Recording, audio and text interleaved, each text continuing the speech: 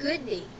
Today, I am going to share with you the impact of packet gadgets on man and his environment. Packet gadgets, a heavenly choice or a devilish temptation. Do we really need to have them all? Don't get me wrong. I myself want a packet gadget, specifically an iPhone. But the question is, when buying an iPhone or anything else, how do my actions as a consumer affect the rest of the world? Am I causing suffering? In other words, just because I want to get an iPhone, should I? The word gadget has been used since the 19th century to describe a small mechanical or electronic device with practical use. In a world of increasing electronic technology, the present gadgets have crawled out of the realm of science fiction and become an everyday part of our lives.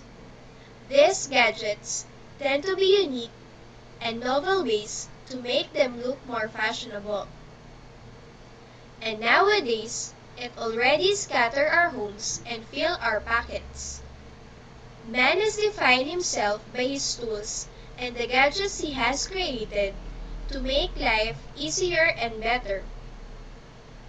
Buying packet gadgets, iPhones, cellular phones, MP3 players, iPod, PDAs, and many other has a huge impact on man and his environment.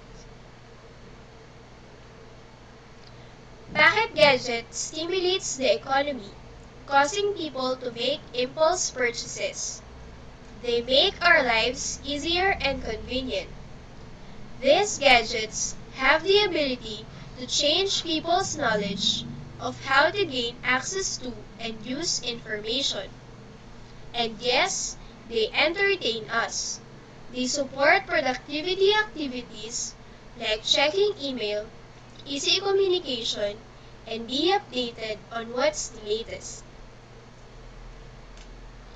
On the other hand, most of these packet-sized devices offer limited functionality.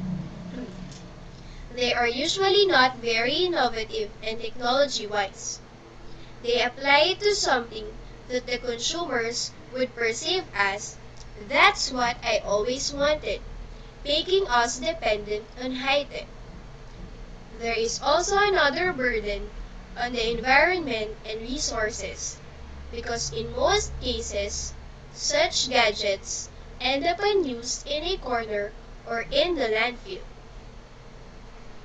When you consider the disadvantages of mobile phones, the greatest negative impact could be on a person's health, such as DNA damage, sleeplessness, eye cancer, infertility, and chronic fatigue.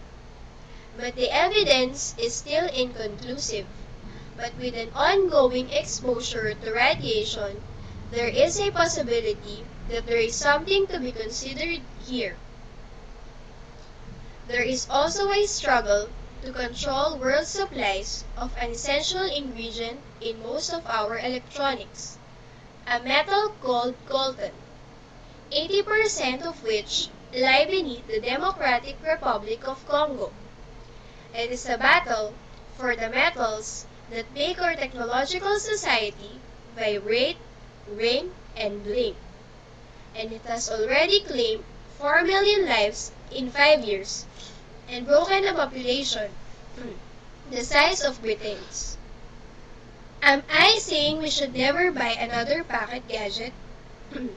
No. What I am saying is that we should be aware of the effects of consumption, and that it should probably not too much. We have bills to pay, more important things to buy, such as food, clothes, and most of all, a future to worry about. Our planet does have limited resources, and our use of them does have the potential to contribute to unhappiness. I am back to where I started. Do we really need to have them all?